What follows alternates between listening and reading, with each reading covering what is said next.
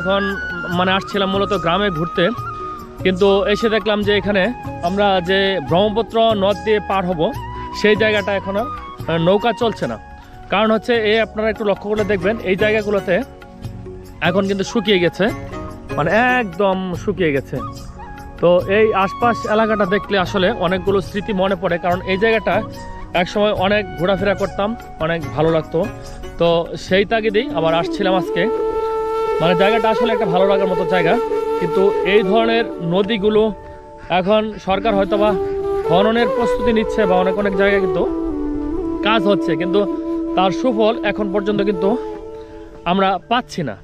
তো এই ব্রহ্মপুত্র নদটাকে যদি পরিপূর্ণ যে তার যে যৌবনের রূপ ছিল সেই রূপে যদি আবার ফিরিয়ে আনা যায়, তাহলে যেমন নাকি এলাকায় কৃষি সমৃদ্ধি হবে, তেমন আমাদের আমিষের যোগান, বিশেষ করে আমাদের যে মাছের যে বাজারে যে আমরা এখন মাছ পাই না, সেই মাছের কিন্তু একটা যোগান হবে এই সমস্ত বাজার থেকে। পাশাপাশি কিন্তু দেখা গেল এই অঞ্চলের দরিদ্র জনগোষ্ঠী তারা কিন্তু এই বিভিন্ন কর্মসংস্থানের তাদের ব্যবস্থা হবে।